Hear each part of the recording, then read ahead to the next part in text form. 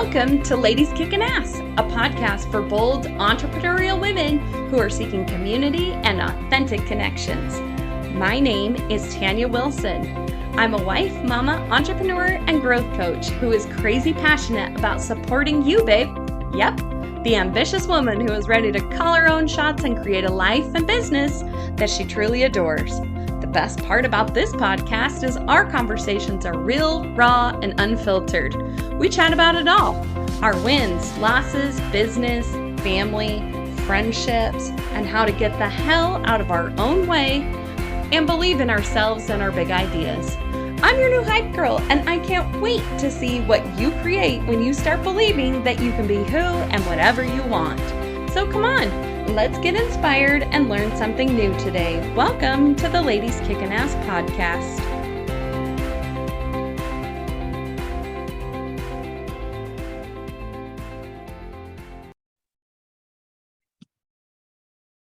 So my guest today is Bree Johnson, and she is an employee rights attorney who advocates for employees who have been harmed or think they have been wronged in the workplace. And she truly gives power to what their truth is.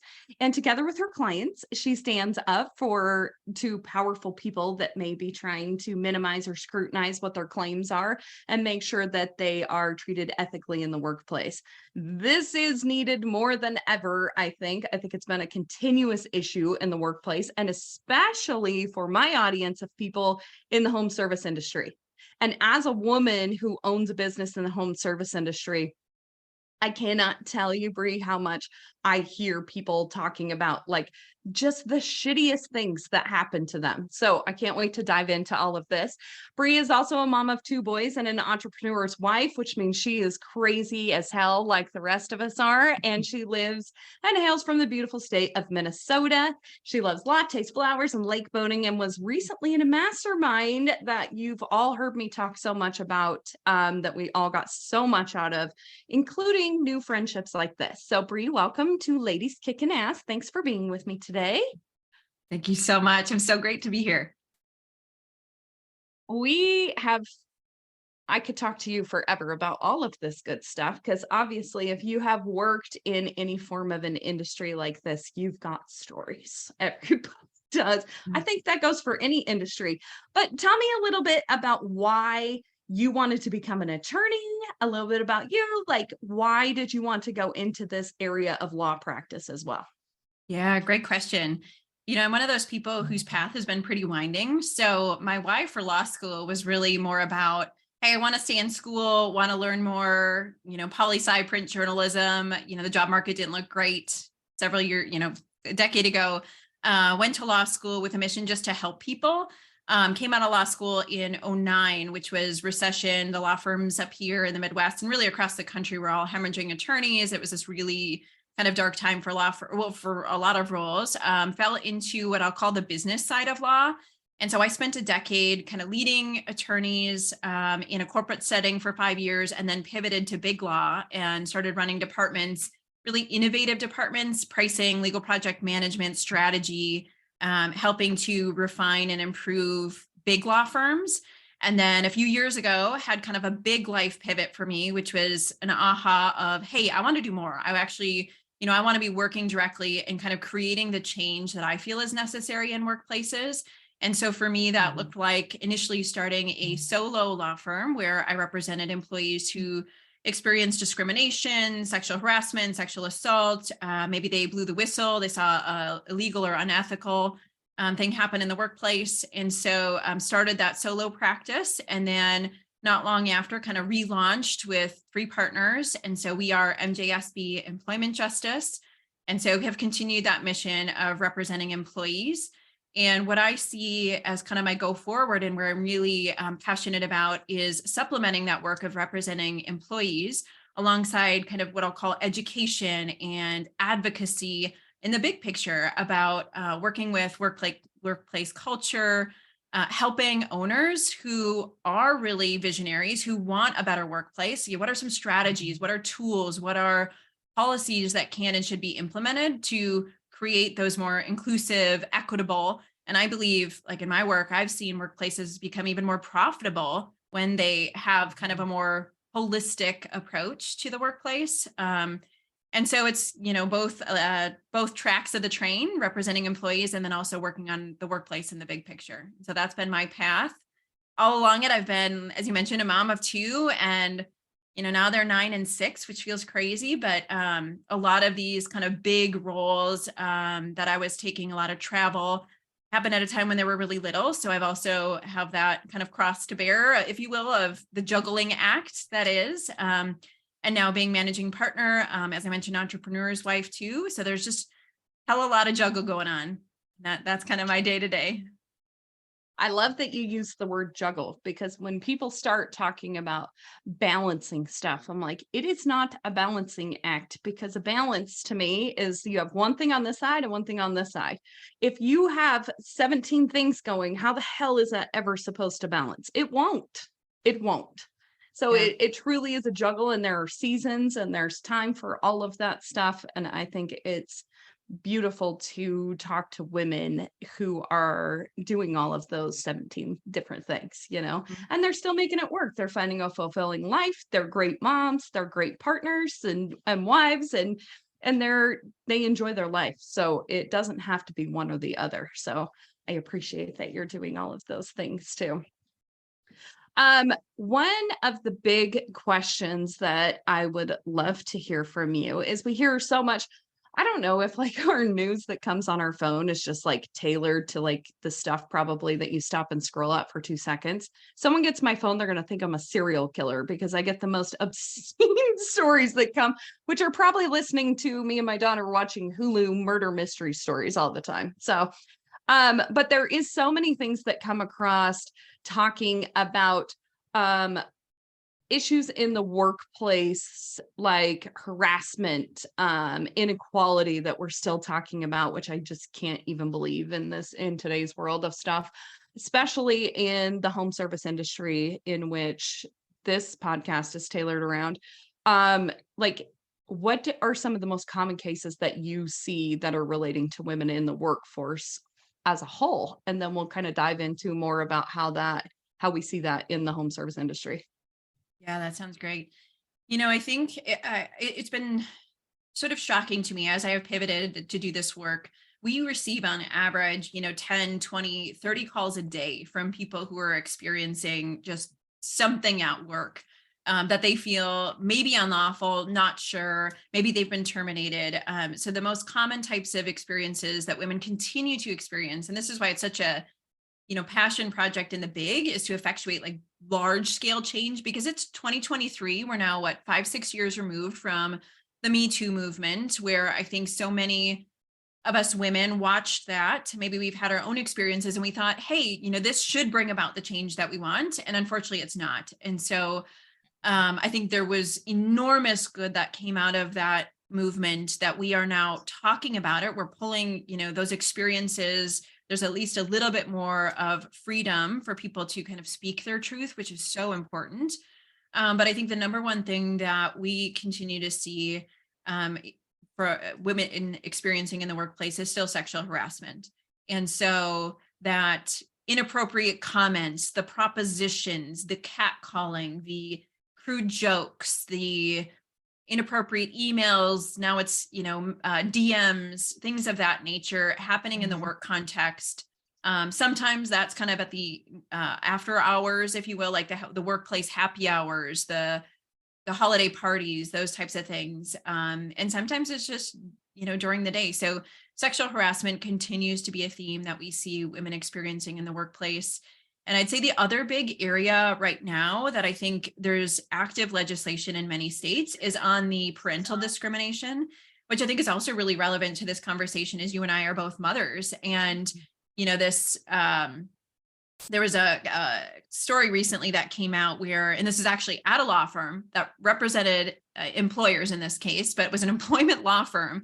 And you had a partner in Ohio texting a woman who was on leave and saying, I'm paraphrasing here, but you were sitting on your ass during your parental leave, and just taking her to task over that. And so there's these outdated sort of sentiments about women and what it means to become a mother and how that will affect their work and what they do in the workplace. And so I really think states are reacting to situations like that and are enacting laws that protect women and new mothers. And Minnesota recently enacted some legislation around nursing mothers. So there's progress. It's slow though. And so where there are laws are sort of in reaction to really bad situations that arise.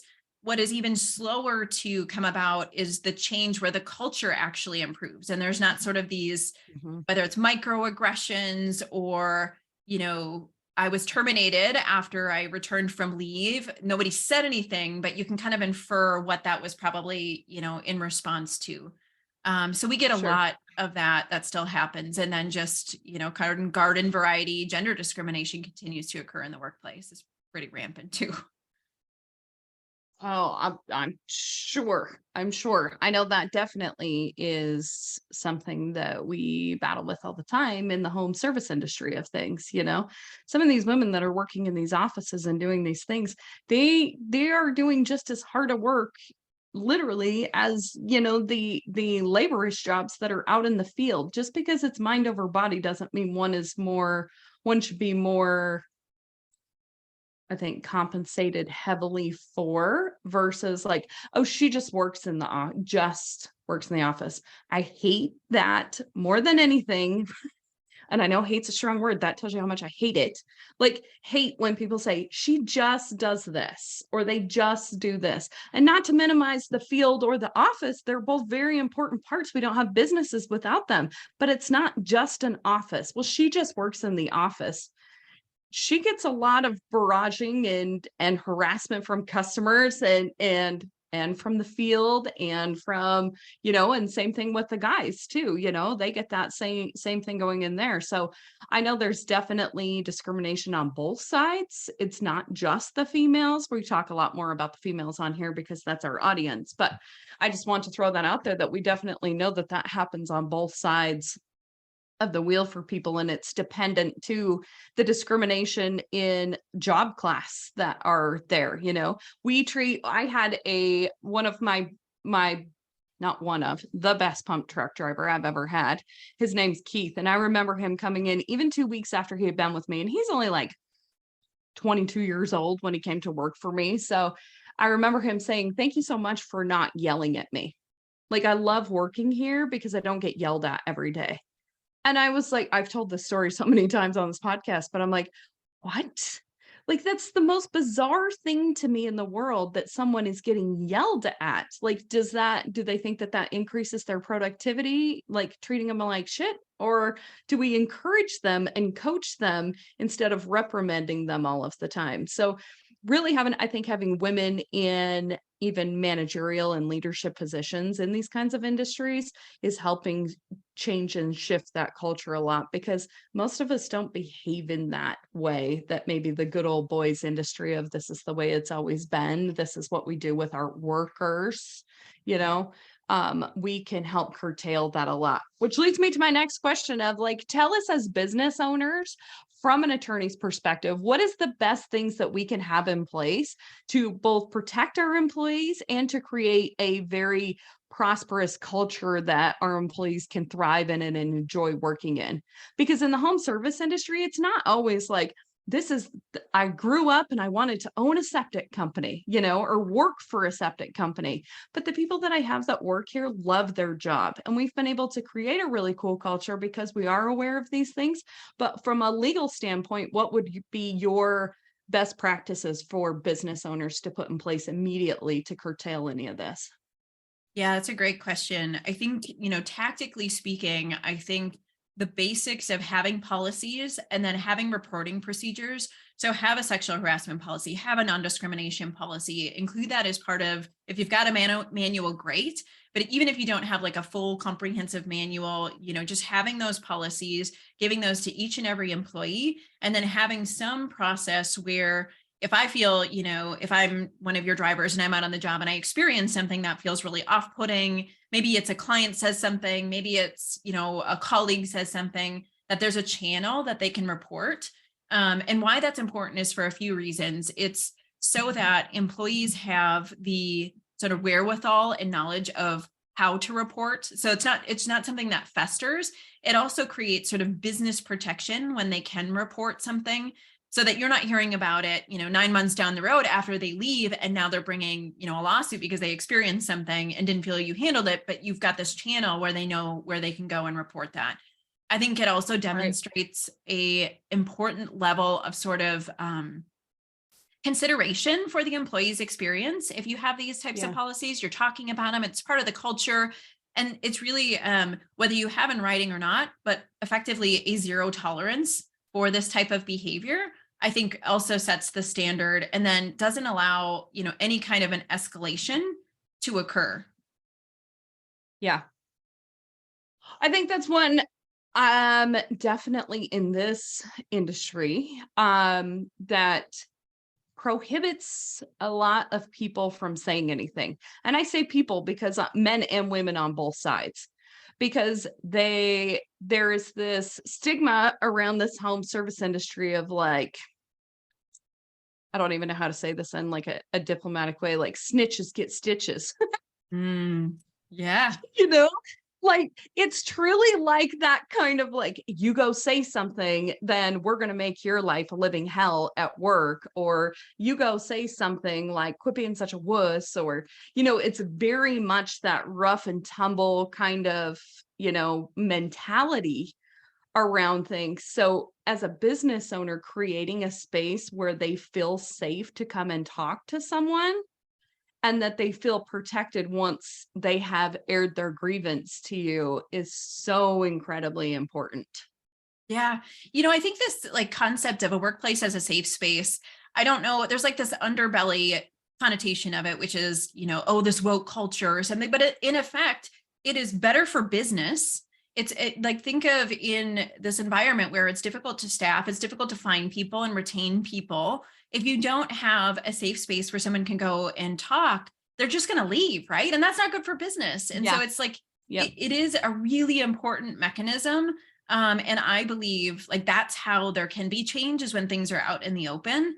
I can only really imagine kind of those headwinds that you face about, which is like that over culture of don't say anything, just tough it out. Like this is the way it always is, but then nothing changes, right? Then you don't have the change. And I know you run your business this way, which is a value-based business. And, you value collaboration, you value communication and transparent dialogue on this, and you respect your employees.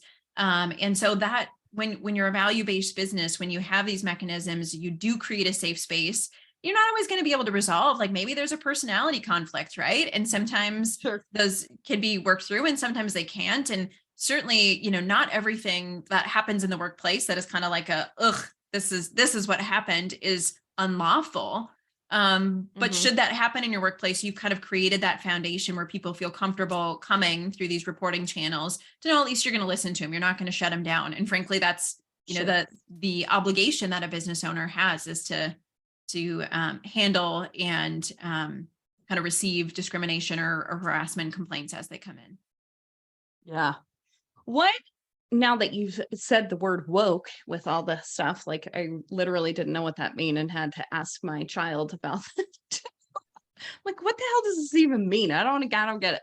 But I think for even people of like our age or even older, like sometimes they'll look at this generation now. And we did grow up, like our parents grew up even rougher tumble than we did. I grew up pretty much like that. I grew up in that construction industry, small town, good old boys place. And then I look at my daughter and the way that I'm raising her. So really like this 3 generations of things.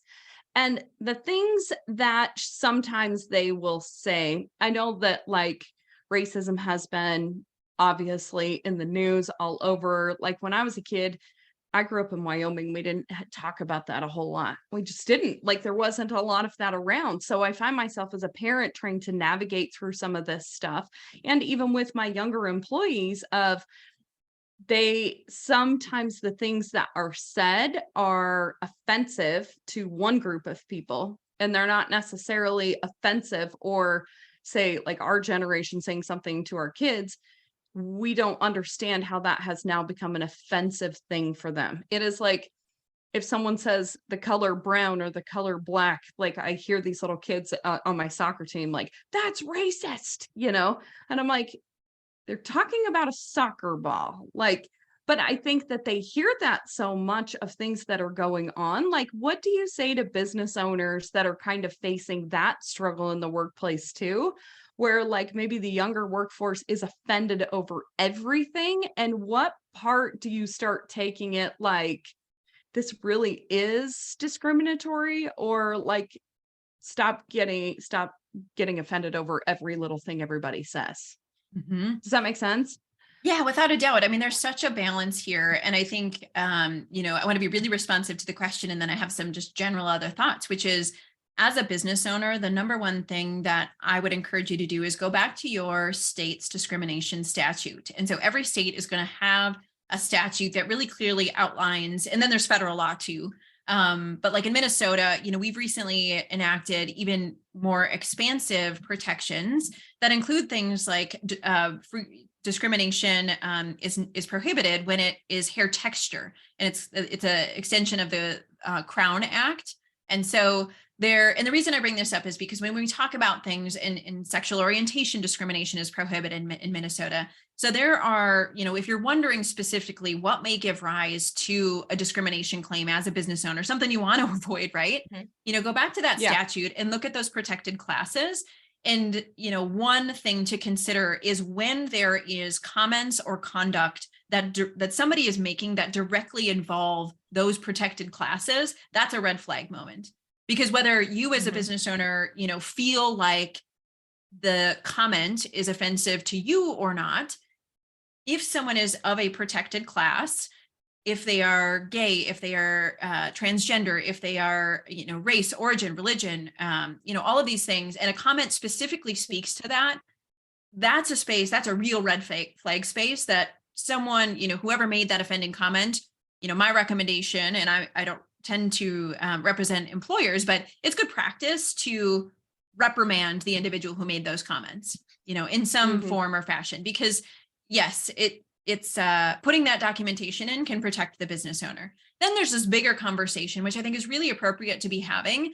And speaking of a safe space, I think having these open and honest conversations about the experiences of, say, our parents who are, possibly still in the workplace, the 60s, this is a whole new world for them, right? They weren't having Yeah. conversations that involved, so many things that are now really active conversations. And you may have as part of your workforce people who are Gen Zs, who this is, really impactful for them. And they do have a different level of sensitivity. And so there is a little bit of, as a business owner, threading a needle of, how am I responsive to all these parties in this situation? And this is just Mhm. mainly at a human level. I think it's operating with a sense of curiosity. So if someone were to come to you and say, hey, I felt like what you said, or I felt like what someone else said was offensive to me, as a business owner and in creating that safe space, my encouragement is to get curious about it. Okay, let me, Yeah. say kind of like say more. Let me understand more about this. Because sometimes as a business owner, as the sort of receiver of a complaint or a report or a, hey, this was wrong, just demonstrating that you are willing to listen to them. Sometimes they don't want advice. Sometimes they don't even want to fix it. They just want someone to listen, right? And Yeah. some people shut that down and they say, "Oh, you're too sensitive. Shut up. That's the way we've always done it." And you do enough of that Mhm. as a business owner. Not saying you would do that, but if a place of employment, a workplace does that often enough, that person is not going to have a great experience, and they're going to be looking for more stuff, right? Um, Yeah, for sure. so full recognition, it's a balance, and it's not always easy being a business owner because, in fact, I had an experience today where I was talking through just a little bit of a, difference of opinion, different working styles, and kind of working through some of that. That's an often experience for anyone in a leadership role. And I think it's Mhm. just important to create that space where you can have some dialogue around it.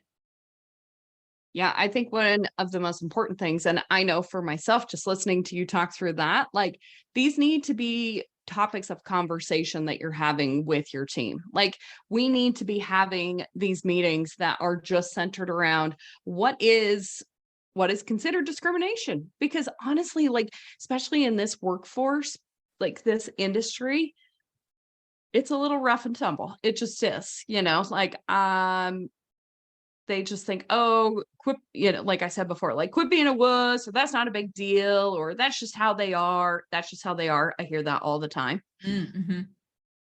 Or it was just a joke. What may come out of your mouth or your employee's mouth as just a joke can literally land you in some super hot water as an employer if you don't do something about it. So it is very important to continue to keep having these conversations. It's not a one and done thing. It's a constant communication about this specific kind of topic. And I know it in this industry for sure that it's one that people sweep under the rug big time. I also think it's also one of the reasons why most women don't want to work in this industry too, because they don't feel like they're going to be protected working in here or be validated for things that they say, shit that's going wrong in the office or the way they're being spoken to or talked to, that is a big no to me. But I think that's something that in this home industry, if we were really looking to improve the rate of women coming in, especially women working in the field, we have to be able to provide better working environments for them. And that starts with us not tolerating any of this. Like, everything is important, Mm-hmm. then we can start seeing some change in it. If you just let it go how it's been for so long, nothing's going to change, and we were talking before we hit record on this, like, those people, kind of going into our next subject we wanted to talk about, is like toxic workplaces. Let's say you have a business as business owner, or you're an employee that works for one of these businesses, and it's already toxic. Like, there's guys that are, checking out the new girl in the office, and they're making bets on who's taking this chick out. And I'm just talking about this. I've been in it for years. I know what happens behind the scenes. And sometimes people don't want to hear the gross and the ugly of things, like my comment before. I've heard that so many times on job sites. Like, you go talk, we'll see what happens, like, not only did you just harass them, but now you're threatening them on top of it. But it just gets like, that's just how it is. And it doesn't have to be that way. So what would be your advice if you have a business and you see that it has kind of some toxicity in it? Or if you're an employee in that, like, what do you do to try to help fix those things? Or be the difference maker, Excuse me. Yeah. So, as the employer, I think it's about, if you see something, have a process, and maybe it's just like jot it down on paper that the first time you see it, it's a verbal warning. The second time you see it, it's a written warning, and then it goes to a final, so that you have some process and procedure to rely back on, so that you're not, so that somebody can't come back to you and say, I was targeted for this. Just like some sort of process, some sort of procedure that you're following when you see this, because you're going to be able to use that, should something happen in the future. And if you have to terminate somebody, right? As an employee, the number one thing I can do is, so when you're still employed, and I'm going to talk a little bit about discrimination and what actually rises to the level of discrimination. But, if you feel as an employee that you are being subjected to something that feels uncomfortable, that is really, this also is true for like whistleblower claims. If you're being asked to do something that feels unethical, that you think is illegal, to keep quiet. Maybe you were just a witness of sexual harassment or, God forbid, but sexual assault or something, or you learned of it and you're being told to keep quiet and you want to report. My number one thing an employee can do is put in writing just a really quick, this is what I witnessed. I believe I'm being subjected to discrimination. These types of things are important for that employee to put in writing through whatever reporting channel. Maybe that's the business owner, maybe it's an HR person, maybe it's a supervisor. Just put that in writing. And here's why. When an employee makes a protected report, then we're on the lookout as an attorney for retaliation. And so a business owner cannot then retaliate against that person for making that report. So if you're in that really toxic culture and they do terminate you, they cut your hours, they cut your pay, they demote you, those are all adverse employment actions that give us rise to say, hey, this now sounds like, in addition to you witnessing or feeling like you were discriminated against, you're now being retaliated against. And if you're terminated, then that's typically the point at which we recommend an employee get in touch with an employee rights attorney, because it's possible then that that employee has a claim for retaliation. Sure. Mhm. Holy schmoly. I think it's such a great conversation, Bree, because people in this industry don't talk about this stuff. And I think it is because it is so visible. And it's almost like if we start talking about it, we invite these claims. Mm. So what do you say to that? And I'm saying this because I have brought this up before to people that I have been associated with, their workplace, consulting stuff. And you say things like this, and that's kind of the business owner's mentality of, if we start talking, then this happens. And it's not just like sexual harassment, discrimination of stuff. It's like business owners in this industry sometimes don't want to talk about workers' comp insurance and the availability of it, because if I talk about it, y'all are going to go out and get hurt and then have a claim. And then, like, basically, if we just stay quiet, then we don't have to worry about it. And it's on a few different things. So what would be your advice for that if you're kind of on the fence about some of those things? It's such an important perspective to, that if I talk about it, then it will come, right? Then it will like rain down on me and I have to deal with it. But I'm just have such a different perspective, which is, I think the more we talk about it, the more we are pulling it out into the light. Let's be real precise about what discrimination is. Discrimination is not some of these offending conducts or comments, excuse me. It's, am I not being promoted? Am I being denied job opportunities? Am I being terminated for my status as part of the protected class? So it's really more precise.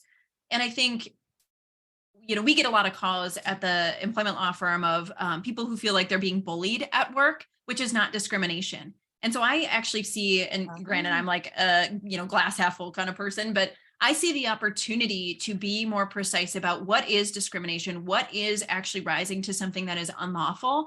And when you create that standard, I don't think that necessarily will lead to more claims. I think in part, it's actually a protection of the business owner for having had these conversations. You're the liability. If you're training your supervisors about what it is and it isn't, you have appropriate channels. If someone were to experience it in your workplace, and you're creating a place where people feel like they can make protected reports or actually make a complaint, I think you're actually protecting yourself from an overall liability perspective, and you're furthering the workplace culture that I think will enable and likely limit those types of behaviors in your workplace. So maybe that's too, optimistic, but I genuinely think that it's better when there is a fulsome understanding, because otherwise your employees, there are going to be people in your workforce, and maybe, I don't mean to stereotype, but it's more likely than not going to be some of those Gen Zers who are coming up, who maybe are feeling like everything is discrimination. And I'm going to sue you. I'm going to talk to a lawyer,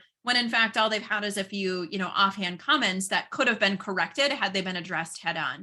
And when you're the business owner and you're creating that channel to do that, again, that's where you kind of limit your liability, and more likely than not are preventing something like some headache down the road because you're dealing with it head on.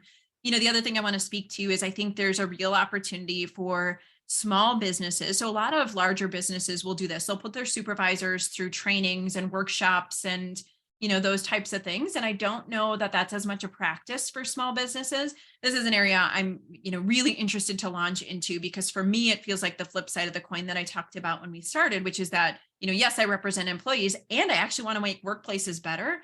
But I think small businesses can tap into whether it's, low cost sort of workshops and trainings, so they don't have to do it. Because I think in business owners, you may feel like pressure, like, oh, I've got to be an expert. You're already wearing so many hats, and now I need to be an expert in all things employment law and discrimination and all these, additional layers. When in fact, there are, trainings that I think if you bring someone external to do a lunch and learn, to have that quick training, you put them through it, you've got a couple processes in place, that's a really solid foundation for a business owner to have. And those workshops really, aren't too much of a burden when someone else can do them.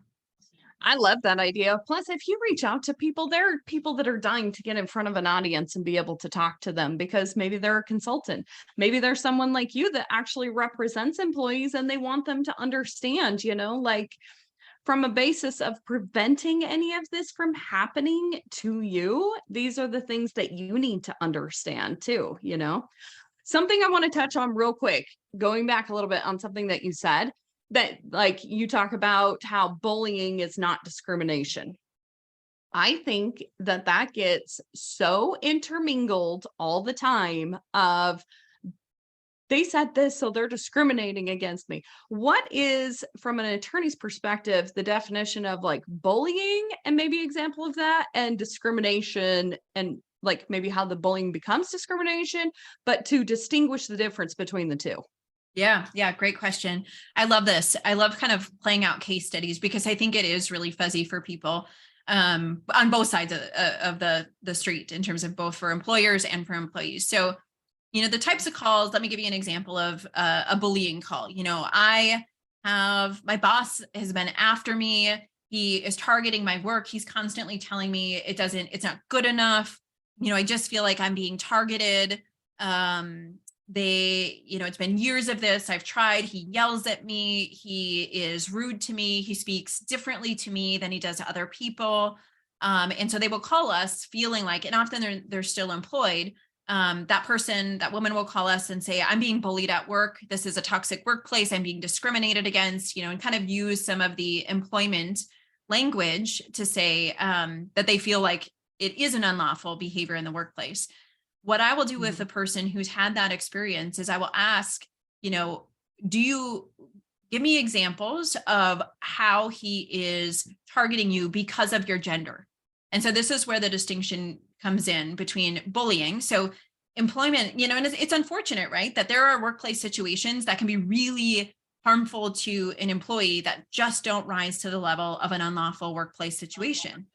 And Sure. so when I ask a question then of someone who feels like they've experienced bullying and they can't come up with any answers that are, targeting me because of my gender, comments that taking away my hours, so on the other side, discrimination, right? Discrimination looks like, I make comments, women shouldn't be doing this work. I can't believe my boss hired a woman. This is a joke. You don't even know how to do your job because you're a woman. You're small-minded. Isn't women's work in the kitchen? And then that same person then later, writes you up on a PIP for, what seems like no reason, and then terminates you. And in the termination meeting says, it just doesn't feel like women should be doing this work.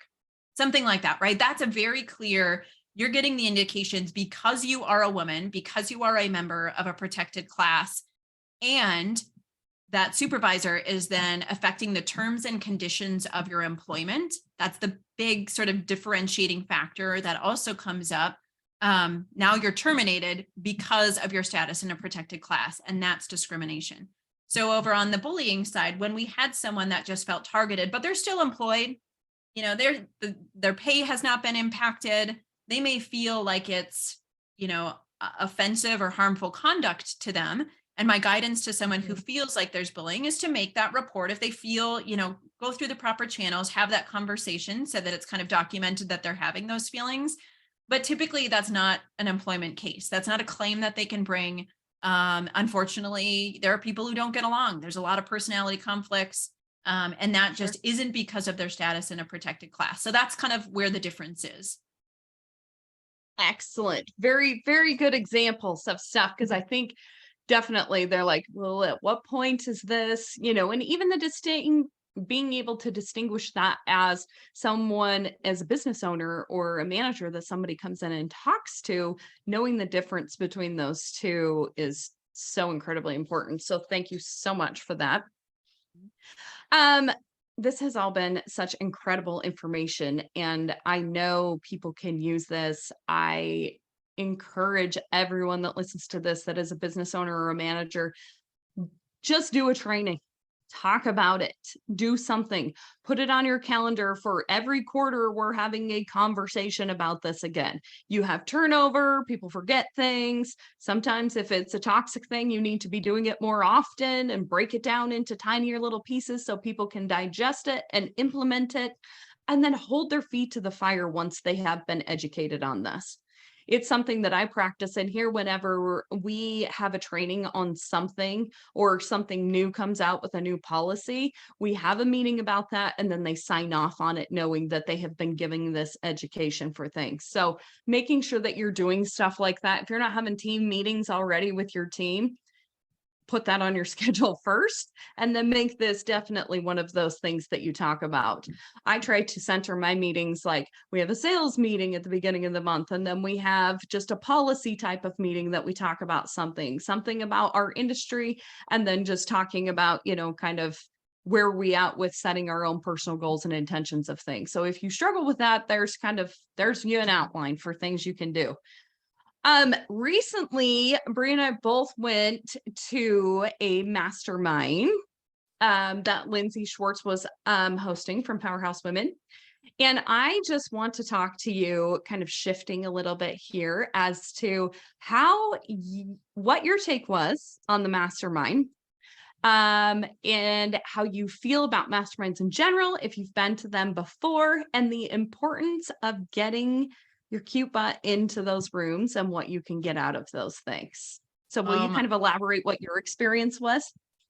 Wow. Yeah, it was incredible. So no, I'm a total rookie, never done a mastermind, never really invested in, sort of personal.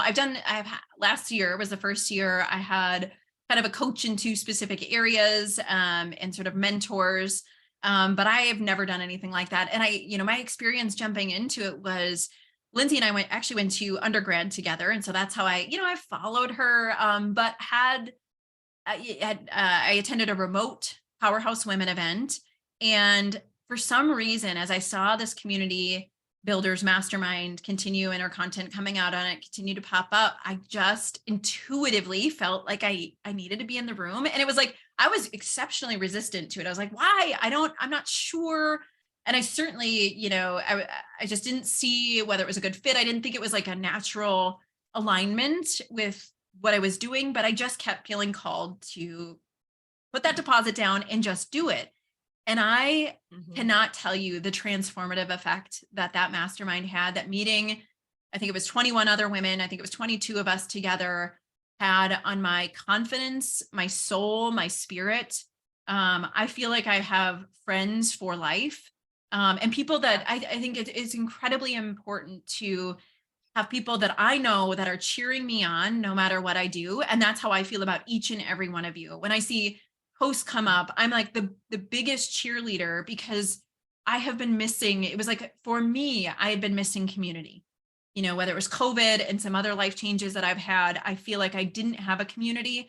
And this experience gave me that community that I so desperately longed for, and a transformative personal experience, and tools and tricks. And it's priceless, honestly, in terms of my investment. And I will tell you, I was scared shitless, which I'm sure, it seems like it was a common experience to walk into that room, because I've had, I didn't know what to expect. And it's been so long since I put myself out there, and damn, that like those days and what it did for me as a human, like at a really deep, profound level, has been incredible. I just feel forever changed, and just so grateful that whatever universe was out there calling me to do this, that I did it and took that action. Yeah. I second all of that. It's amazing to me, because I have always worked in these male dominated industries. I have women that work on my team. I have friends, not a lot of them that are entrepreneurial friends, but kind of like they've been my lifelong friends. And I've always had this story in my head of like, I just get along better with the boys. Like, I'm in this girl in the boys club thing, and I'm comfortable here. Walking into a room full of women that I was thinking, what in the hell do I have to contribute to these women? I own a septic company. Like, what am I going to get out of this? These guys are coaches, they're lawyers, they're like, even in my mentality of like, this morning I was even thinking, I'm like, you're interviewing your first lawyer today. Like in my small little mindedness of things, still it's like Bree's a lawyer. Holy shit, I know a lawyer, like because that's just where I was at. I think if you're looking to get into a mastermind or find a group of women, I can't stress enough why I'm saying all of this is stop finding people that are just like you. Find people that can bring a different perspective of things to the table. Find people that are in different industries. Find people that are at different levels. There were people in that mastermind as we got to know each other that like were just barely having an idea of something and didn't even have a business.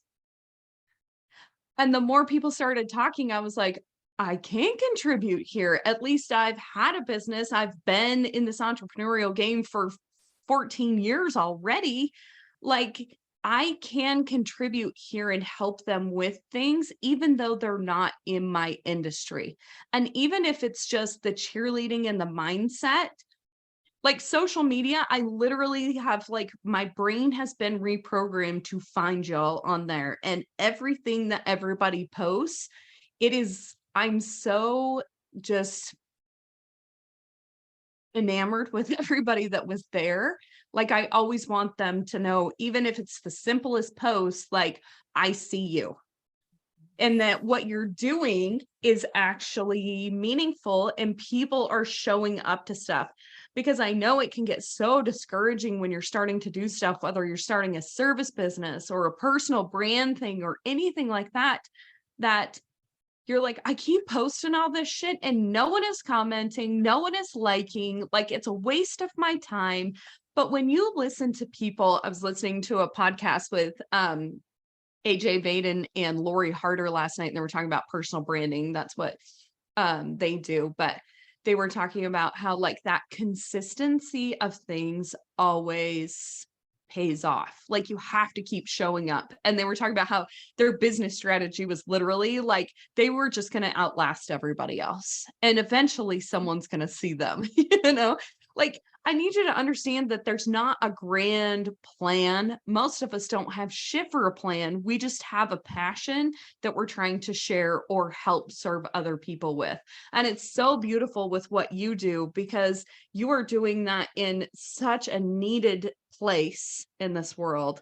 But just your like the posts on your new Instagram, which we'll link below. So make sure that you go and follow Bree.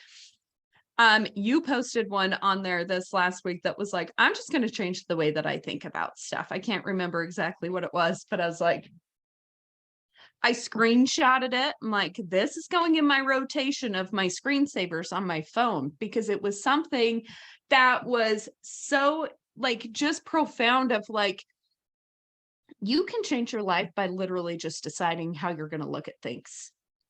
So thank you for doing all of that stuff. And when you get into rooms like this, like I would have never met you before. Like what circle are we ever going to come together in? And I felt the same way. Like, why the hell do you think you need to go to this so much? But it was truly like that community of what I was seeking and what I thought I needed with just people in the home service industry was completely opposite of what my soul really needed.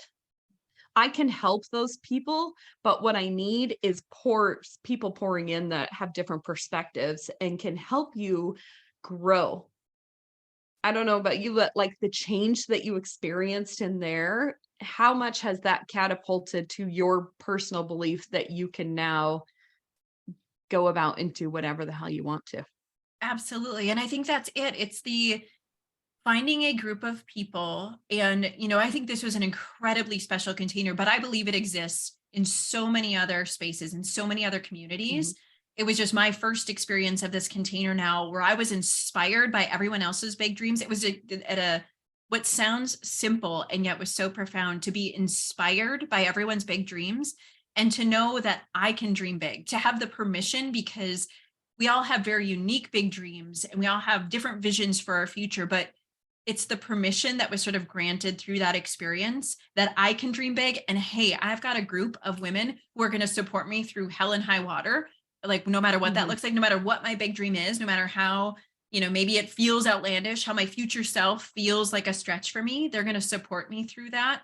And it's just, it is incredibly profound. And I think that confidence, that sort of launch to know you've got that foundation to fall back on and to ask advice and to have conversations raw about the hard stuff, the good stuff, the big dreams, and just to know Yeah. somebody's got your back. It's been just like life changing, really. I'm so Yeah. glad. I was reflecting ahead of our podcast too about you and I sitting across from each other at that fun brewery, right? And just talking about life. Yeah. And the extracurricular time that we had for each of us to connect as humans was fantastic. And these really important and deep connections that were forged through that, it's just going to carry me for forever. Yeah. It really does. And then I come back and I'm like, y'all have to do this, and then I'm like, calm down. Not everybody wants to go there.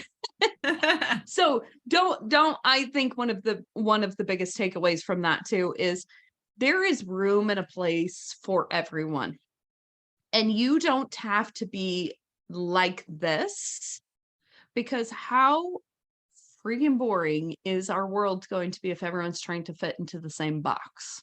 You know, I know Joanna and I talked about too, like we sat in the back room and was like, ooh. And as soon as Lindsay said shit or something, I was like, I'm with my people. For sure. It's almost like the permission of the icebreaker situation there. So really, if you decide to go to one of these masterminds, walk in there and be your big, bold, beautiful, authentic self, because that's what everyone is looking for in there. I know we all walked in there scared to death to be ourselves because we didn't know. I remember like after the first day, everybody's like, let's go get a glass of wine. I'm like, oh, but that brewery's across the street. I'd rather just go have a beer. Mhm. I like wine too, but like it's one of those things where you kind of like contain yourself a little bit to try to be the prim and proper of what you think you need to be. The people that you want to serve and genuinely serve them will receive the most out of you is going to be best if you just be your complete authentic self. And I think it's so beautiful that we saw so many different examples of that in that room. Yeah, for sure. Just that unapologetically you deserve space. Like, it is valuable, it is valued, and bring it all. Like, right. That's what she invited. And it was so great. Yes, I loved it. I loved it. Thanks, Lindsay. No. Um, so Bree, tell us what's the big things that's on your horizon? How can we best support you? All the goods. All the goods. Yeah. So, I'm early in my journey of this other, supporting workplaces, making workplaces better. It's going to look like workshops, trainings. I'm going to be offering some executive retreats too for people who are in business so that you can step away and have like business brainstorming, but also do some wellness things.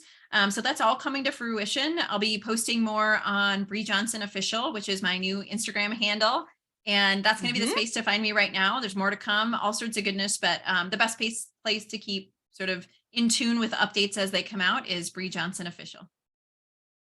Excellent. Excellent. So we'll link all of that stuff in the show notes too. So one last question in closing that I ask everybody that's on the podcast, that Ladies Kicking Ass is all about building community with kick-ass women that want to be unique, want to share their passions, they want to help, they truly want to. They're not in a community of takers, they're a community of givers.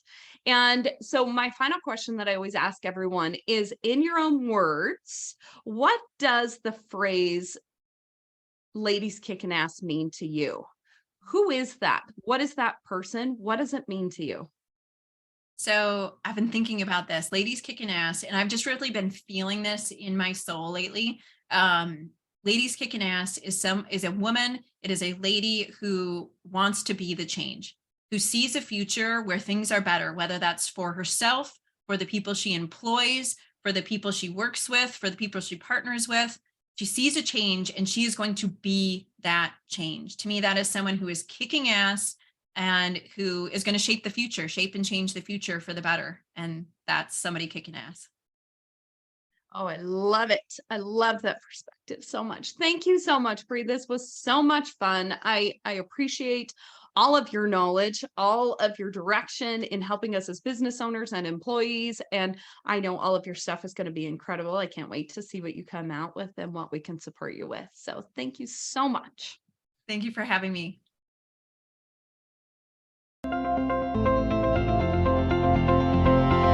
Thank you for listening. Today's message was pure inspirational fire. I loved it so much. Hey, if you got a lot out of today's show and you think a friend of yours may love it too, please do me a quick favor. Screenshot the episode, post it, tag us at Ladies Kickin' Ass, or share the link to the episode. I'm here to help and support as many badasses as possible, and your generosity in sharing the show to your audience means the world to me. Don't forget to hit subscribe to be notified of all newly released episodes. And leaving the show a 5-star review is the ultimate expression of love. If you're interested in becoming a guest on the podcast, I'd love to hear from you. Shoot me a DM on Instagram or Facebook and we can chat further. There's also a link to connect in the show notes. Thank you for being part of our tribe. Now go kick some ass.